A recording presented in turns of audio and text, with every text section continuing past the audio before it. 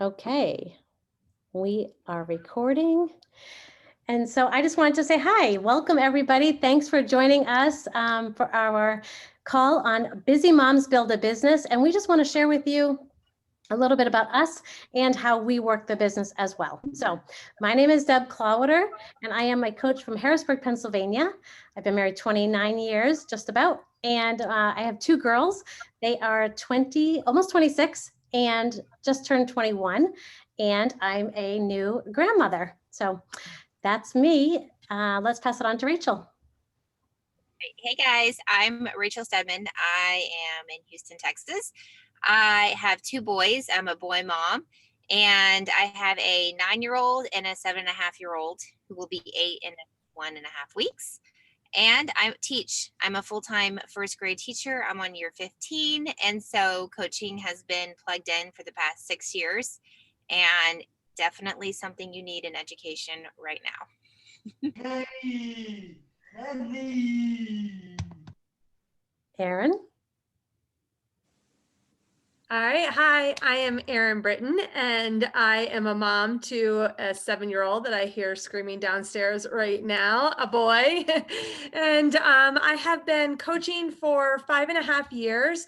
I have a career in software that I did not love, and coaching opened up a passion in me that I had once long ago stopped because I felt like I just didn't have the energy and time to go back to school, and coaching gave me the ability to open up this passion. So got to leave software just over a couple years ago. So yeah, that's me. Awesome. Christy? Hi, I'm Christy Walker. I live in Colorado on the Western Slope. I have been coaching for just over 2 years, and I'm a mama to two girls, the 8-year-old and 11-year-old, and I work full-time in the state crime lab helping with evidence, and I've been in law enforcement for 14 years. So coaching gives me that community that I've kind of missed out on from when I worked with the county sheriff's department. So that's what I love about it. Wow, that's great. Angelica? Hi, I'm Angelica. I live in California, in the Bay Area, Northern California. I've been coaching for 5 years, almost 6 years. I have 4 kiddos, range in age from 22 to 13, 3 boys, 1 girl. And you might hear my one son. I'm also in the special needs mom club, so you might hear him in the background here. And coaching has really given me a voice, and I just love serving people, serving women, and helping us women get ourselves on the list and making our health a priority. So that is awesome. And I love how coaching kind of just took us all and just showed us the path we're supposed to be on. And it was the most surprising thing that happened to us. None of us intended it, but it brings us such joy. So we're going to answer your questions now, and we're just going to throw out a question. We're going to kind of go round robin here and just answer them. Whoever wants to speak up can, and we'll get started. Okay. So I cannot minimize my screen while I'm recording. So we're gonna go for it. All right, so the first one, how do you find time to work out and take care of yourself and run a business too? What do you guys think? Okay, I'll go. So I am, people call me crazy. So my day starts at 3:30 in the morning because I'm going to be at the baseball fields until 8 p.m. tonight. And I'm not going to work out when I get home because you're just exhausted by you teach all day. So I work out before, I do my personal development before, and fold laundry before I go to work. That's me. That's great. I love it. What do you? I'll go. For me, I start my day at like 4:35. I like to work out in the morning because I work out with an empty stomach. If I work out after I've ate anything, I feel like blah. So I am one that has to work out with an empty stomach. And I run a business with this, just 20 minutes here, 20 minutes there. I'm literally in my car because I've been running errands all afternoon. And I'm one too, just like Rachel, that I cannot work out in the evening anymore because I'm exhausted. So I like having that extra energy in the morning to really sweat it out. I don't have kids pulling me all the time for mom, mom, mom. It's like my time. Right. That's what I love about it too. I feel like it's my time. I get up around 5 or so, and I don't have to get up that early. I'm actually an empty nester at this point, but I love my morning time. I'm just like my mom that way, where like I get all the things done before noon. Then after that, I kind of just do whatever, and meet back up for dinner. And then occasionally we have a call like this in the evening, but not too often. I'm a morning girl, so that's how I get my workout done and then work my business as well. I'm just going to throw in just a slightly different perspective, because I used to be that super early morning girl because it was the only way that I could fit it in, working 9 to 5-ish, and a full 8-hour day in the corporate world. And so when I was doing it then, I would either work out super early in the morning, or sometimes, what I actually would do is I would work out in the middle of the day on my lunch hour in an office room, a break room at my office. I would just use the conference room and work out in there. It was like a quick half hour and I could get it done that way. It was a way for me to just be as efficient as possible in my day. Now things have changed now that I'm home all of the time and I'm not tied to a corporate schedule. So I can be a little bit more flexible now. And I do still like that mommy morning time. So I'm using that for some personal development. And then after the kiddo goes off to school, then doing my workout time. So that's been kind of a nice little perk to being home doing this full time, is I can be more flexible with that. Right. Angelica, when do you work out? Make time for You know what? It's evolved with me just in the different seasons and these past 5 years and my kids. It's evolved. So when I first started, I was working out like midday because I hadn't been a morning person. And then a couple years ago, probably like 3 years ago, I invited my husband to work out with me. He had been watching from the sidelines and he said, okay, I'll do it, but we have to wake up early because he had to leave to work by a certain time. So I became a morning person, but with the pandemic, so I was waking up at like 5:30, and then but with the pandemic and stuff and just the stress of it and whatnot, and California's been uberly conservative, so just the stress of it and having I had all my kids home from college and stuff. I couldn't wake up, or we were all staying up late, and I really cannot function on like 5 hours of sleep. I've realized that is what I've learned. And maybe, I don't know how much of that is being 50 now also, but I just cannot. So I wake up, probably my goal is to wake up at like 6 a.m, give myself an hour, and then like to do personal development, to drink my water, to get going, and then work out about between 7 and 8. And then I can come home once I get Gabe off to school. Then I come home and then I will sit and work my business for a little bit and do the rest of my stuff. And then if I'm sitting in a car waiting for practice, I do more work then. So I just kind of fit it in, kind of like Christy said, as well, or Rachel, like I just fit it in my pockets of time. So Yeah, I love that. I listen to personal development while I'm in the car or just, doing chores around the house kind of thing. What I love and what I heard from all of us is that we all work out whenever fits our schedule, right? So we're not tied to a gym. We're not tied to their class times, rushing in, being late. I used to work in a gym and the people like would rush in and they're like, oh my gosh, I'm late. I got to drop my kid off in the daycare and all this stuff. You don't have to do any of that. And that is one of the conveniences about this, and that our own health journey is a priority in this business in order to be successful.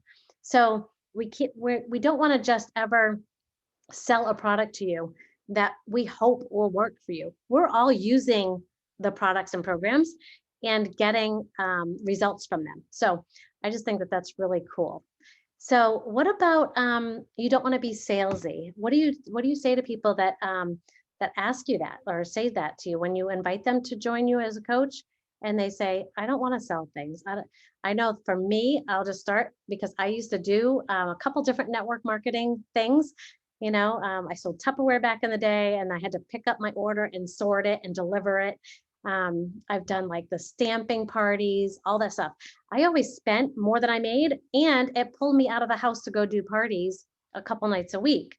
And so I never really made any money on that for me. So when people say, I don't want to be salesy, for me, I feel like that is sort of what that looks like. But I don't know how you guys handle it. But I start with the sale, but that's only where our relationship begins. From there, I'm your friend, I'm coaching you, you have me for life. So I try to kind of sell without selling people on, I'm going to help you get results. I'm here for you 100% of the way. So what do you guys say? Let me hear it. I'll go. I take an approach with those on my team of we are just professional friend makers. We all have all of us on this call here have the same mentor, and she uses that term, and it's always stuck with me since I've heard her first say that term. Like, okay, I too was nervous when I first started coaching about the sale aspect because I came from a very analytical background. No experience in sales whatsoever. So whether I was afraid of selling, I also just didn't even know how to sell at all. And I also just didn't want to even get into any kind of awkward conversations with friends and with family members or ruin any kind of relationships. And a lot of people that come onto my team, I think they really feel that way. So I like to sort of lead with that belief in myself, like, okay, I'm just a professional friend maker. And when I'm connecting with somebody, whether it's someone I know or somebody new on social media, just connecting from a friendship level first and foremost and building that. And then from there, if it turns into you want to join me and get and do these workouts with me and nutrition program, then awesome. If it turns out that that's not the case, then that's okay too. So that has really helped me get more comfortable with that sales aspect of it. That's great. Anybody else?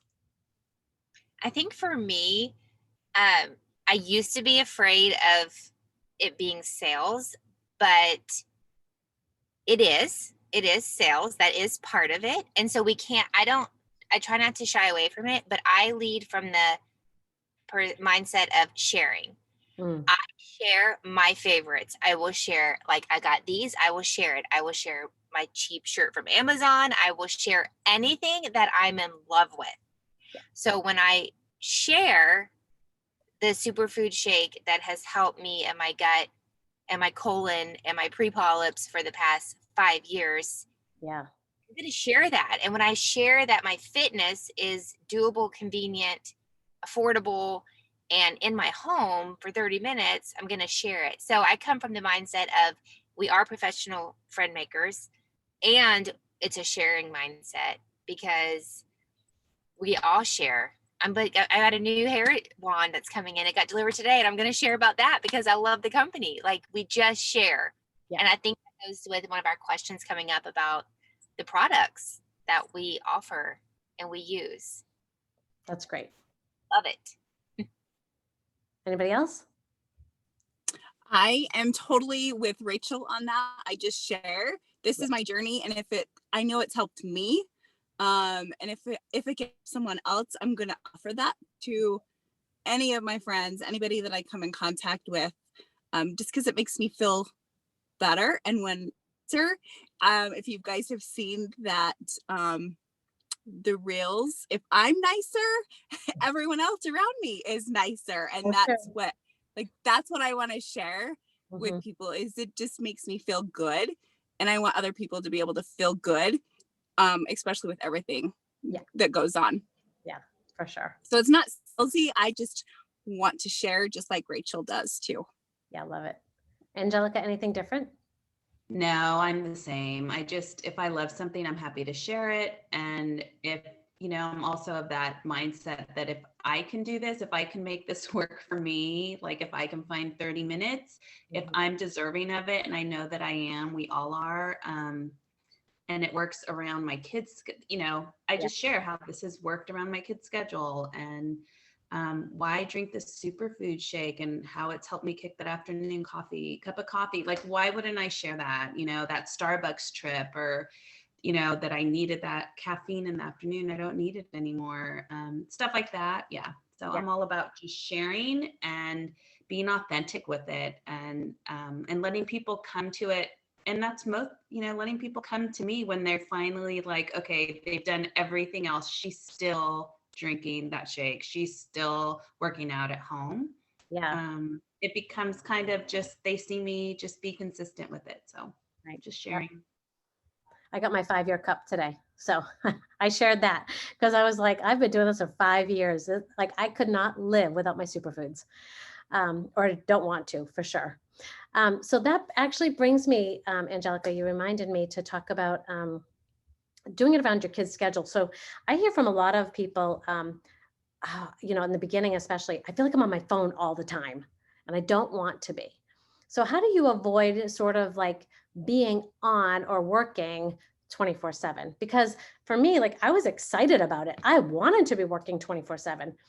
And then it starts like sort of interrupting, the family time or time with my husband or whatever, or we're out on a date and I'm texting somebody some information and I did feel like I had to get back to them right away, or I might lose them, kind of thing. So how do you get around the sort of not being on 24/7? Oh Yeah, gosh. that's a great question. I have actually learned. I was that 24/7 person at the beginning because I felt like pressured, but it does cut into your family time. And so now I am very clear. Like, I put my phone down, I put it away at dinner. When the kids are in school, I try to carve out that time to do some of the business activity, building activities that we do. I also am I've told my husband, like, if I'm going to write a post or if I'm going to share something from the heart, I do my best at night after dinner. Like, that's when I work best. So if we're watching American Idol as a family, I'll have my phone on because I don't really have to pay attention. And they know that it's not that I'm scrolling, I'm intentionally doing something. And yes, so I will tell them, but then there are times when my husband will say, can we have a phone free, this is a phone free time. And, I respect that as well. Sure. But I try to use those pockets of time when I'm sitting in my car waiting, for a kid to pick up a kid. I'm strategic. I try to be as intentional. That is one of my biggest challenges, is time management. So coaching is actually helping me hone in that skill. For sure. I will say, I used to always call myself a multitasker until we learned that multitasking really isn't a thing and we really can't do it. Right.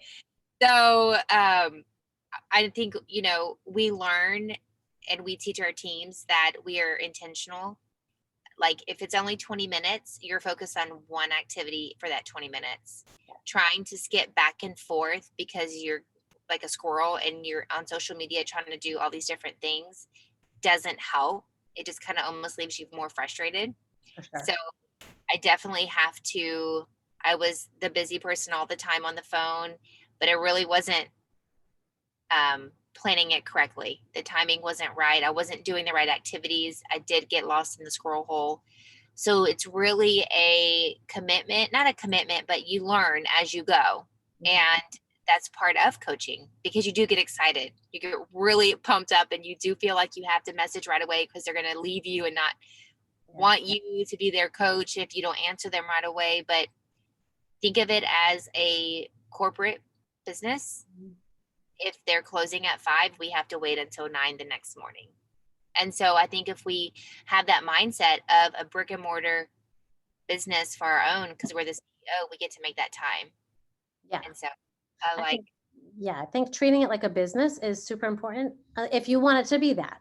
This can also be a hobby type of job too, where we just share with a few friends or family kind of thing, and we're not really trying, but this can be a corporate type of business for us.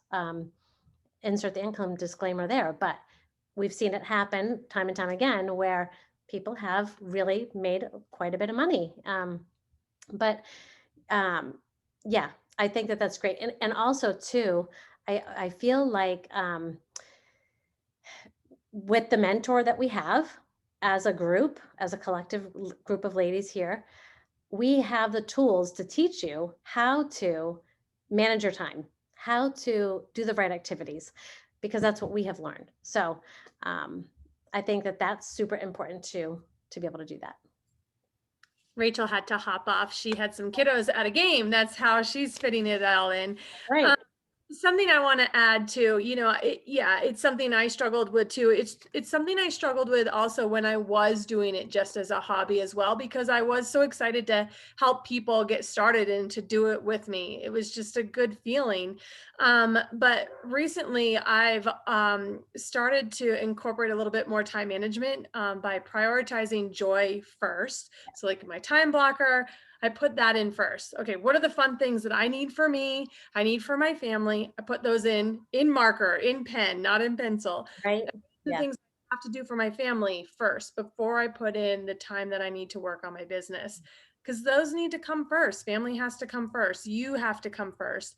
And then I've also started to take Sundays and most of Saturdays off completely, like no social media at all, and just no email, no checking in on messages, nothing. And I've come to realize that you're not going to miss out on anything.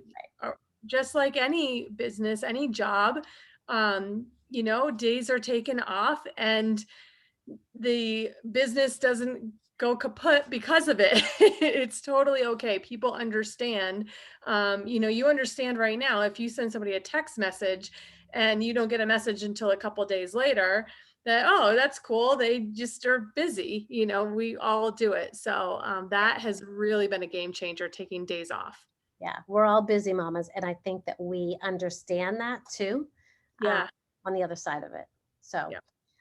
About social media, that brings me to that next question. What do you say to somebody who says, I'm not really on social media much, or I don't know how to work that? Like, I am not posting about my personal life. I'm not posting my workouts or my transformation. I don't do social media, or I don't know how to work it. What do you say to those people? I didn't either. Yeah. When I first started, I had a Facebook account. And it was soon after my MySpace account. And I think I had less than 100 people on my Facebook account. Remember that thing, MySpace? That thing was hilarious. But you can make it so pretty. I never had MySpace. Missing much. But my Facebook was literally just so that I could share photos of my son with my family that's across the country. Right. I thought liking people's posts was the most ridiculous thing in the world. I could not comprehend it. Why would you do that? Why would you comment on a post? Why wouldn't you just why are you posting that stuff? Like people would post like, enjoying my time at this restaurant. I'm like, why wouldn't you just be at that restaurant? Why are you putting that? Tell everybody. I just could not wrap my head around it. Kind of like when Facebook used to put like, what are you thinking or whatever. Yeah. And I was like, I'm thinking. I don't know what my emotion is. No, it's so funny. Weird. But now I'm, doing most everything on Instagram and on Facebook. We're doing all the things. And I love everything about social media. It's connecting me with friends that have become personal friends in real life. Like we've gone out to dinner and everything, I know. So, it's a matter of, you don't have to use social media. I just listened to a great talk from another mentor the other day, and she said something. She said, we're talking health and wellness, and our communities need us the most right now.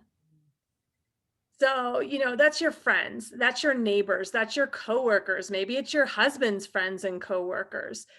our communities need us the most. So if social media is what's holding you back from getting started on your own wellness, if social media is what's holding you back from helping your friend, your family member, your neighbor get started on their health and wellness, then don't do social media. Right. Leave that for some time, some other time if you want, or don't ever do it. It doesn't matter. You don't have to do social media. I'll tell you though, it's fun and it's not as complicated as it seems though. And you can block people.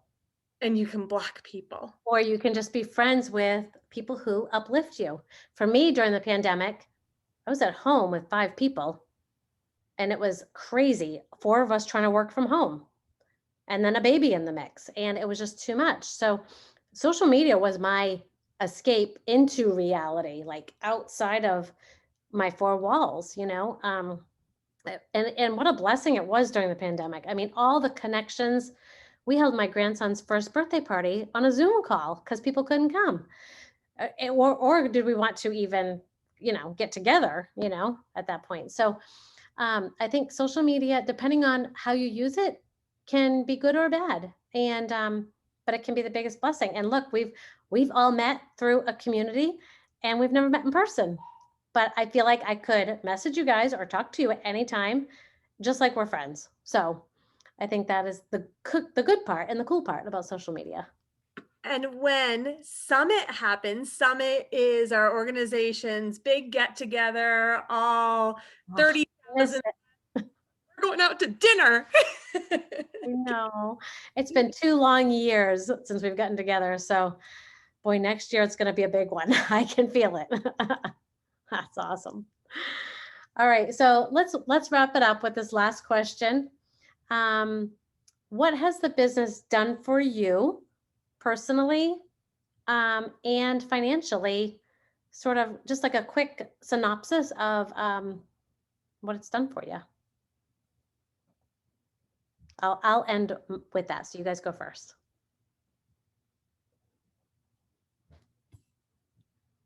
All right, Erin, go for it. I was doing so much talking, I was going to let somebody else go first. I was going to say Christy might be ready. Christy, you ready? I am. Sorry, my stuff went dead. Coaching has actually given me a lot more confidence than I thought I needed. So, and financially, I've been able to pay off a credit card and our car. So it's given that extra little bit to add extra towards payments that I didn't think was possible. That's awesome. Insert the income disclaimer there. In other words, what that means is it's up to each person and up to your skills and diligence and work ethic to create the life that you really want. And we're here to help you do that. So, all right, Angelica. Coaching has, like Christy, given me a lot of confidence. It has shown me that I have a voice outside of just being a wife and a mom. It's given me some autonomy. I've been a stay-at-home mom for, my oldest is 22. So for 22 years, and just dabbled in things here and there. So for me, it's helped me put myself on the list. It's helped me lead, which I feel like that's been a gift, lead women. And there's been times, and I mean, it's been a long time where I'm like, oh, I don't want to do this anymore. And every time I get a message in my inbox saying, thank you so much. You inspire me. You inspire me. So if there's no monetary gift, those are the things that keep me going, is people reaching back to me and letting them know that by my sharing my journey, the highs and the lows, I'm inspiring other women to keep going themselves, then for me, that's great. Coaching's allowed me to pay for my product. I don't put out money. I've inspired my family. My husband used to watch me. He now works out, which to me is huge. And it's like I've traveled to these big events. I've gotten to work out with these trainers that we all feel like are BFFs, but we've never really met them. We love these people. We we see them every day, for 30, 60, 21 days. So, and it's allowed me to be part of a community, and I'm just ready to really I'm just really excited to really grow as a leader. And I feel like that's my next step with this. So I love it. Yeah. That's so great. I love it. Erin? Oh my goodness, that was so good. For me, coaching has, like I said at the beginning of this call, it really opened up a passion in me that I had one time completely squashed. I've been in a career for well over 20 years in software, and for the longest time, I wasn't happy and I wanted to make a change. And I looked into making a change, but I just didn't feel like I could. I felt like I couldn't go back to school. I felt like I didn't have the energy, the money, the time. I just felt like it wasn't possible for me. But I really wanted to do something that made a difference in the world and helped people. Like when somebody would ask me what I did, I was embarrassed. And yeah, I had a really good job and I was good at it. But I always felt inside kind of embarrassed by it. And then coaching came along and it sort of just fell into my lap. And all of a sudden one day I realized, I'm like, oh my gosh, this is it. And I'm kind of doing it. I'm already just doing it. I don't have to go back to school. I don't have to start all over. I'm just doing it right now alongside of my corporate career. And then that passion just grew more and more within me. And from there, I was able to leave corporate. Insert that income disclaimer. No, I'm not. I'll be honest. I'm not making what I was making in my corporate career right now. Can I? Absolutely. As I continue to work hard. So gonna do that. And I'm still going, but I'm home and I'm doing my passion now and it feels so amazing. I love it. I love Yeah. it. I don't even know where to begin. So my journey actually started 5 years ago when my husband lost weight. And I was always a pretty small person in general. So I never really felt the need to watch what I was eating or to exercise. I did everything I could to avoid exercise. Like in high school, I would skip gym class. Like I purposely wouldn't change my clothes, stuff like that. I would just walk with friends instead of playing a game because I was not the competitive type at the time. And then my husband lost a bunch of weight and I saw him just beaming. And at the time, I was over 40 and things were starting to catch up with me, like my mother had always warned me about. My mom had passed away, and that was a turning point for me because she had a lot of cancers in her stomach and intestines. And my dad also recently passed away from colon cancer. So that kind of cancer runs in my family. And now looking back, that's the thing I want to avoid as I get older. And I want to kind of reverse that stigma or whatever it is that it's hereditary. I want to do everything I can to prevent it. And I think that had they known better, maybe they could have made some changes earlier on, but it was just too late for them. So as my mom was passing away, she said nobody should have to go through this amount of pain. And I promised her then and there that I would do everything I could to help anybody not go through that. But after she passed away, I found myself sort of on the couch for a couple weeks in a complete fog. If you've ever lost a parent, you know what that's like. But I didn't even know how to do things like the dishes or laundry. And I just found myself in this deep, deep depression and sleeping like 3-4 hours in the afternoon on the couch, just kind of like wasting my life. Until one day I prayed and I just said, God, you need to show me a way out of this. Like, I need to do something. I felt horrible in my own skin. I was bulging out of my jeans. I didn't want to buy the next size up. And I just wanted to feel like myself again. I felt like I had lost so much. So that was the only time that I audibly heard the voice of God in my head. And he said, get off that couch. I have a mission for you, and it's going to require you to be healthy and fit. And are you going to tell me no when the time comes because you can't physically hang?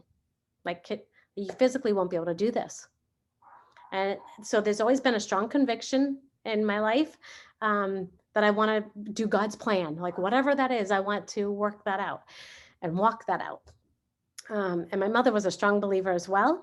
And so he said, get off the couch. So I did. And the first thing I did, I said to my husband, I said, what is the shortest workout we have? Because at the time it was all DVDs. It wasn't streaming. And he said, here's Shaun T. It's T25. It's 25 minutes. And I was like, oh, surely I could do 25 minutes, right?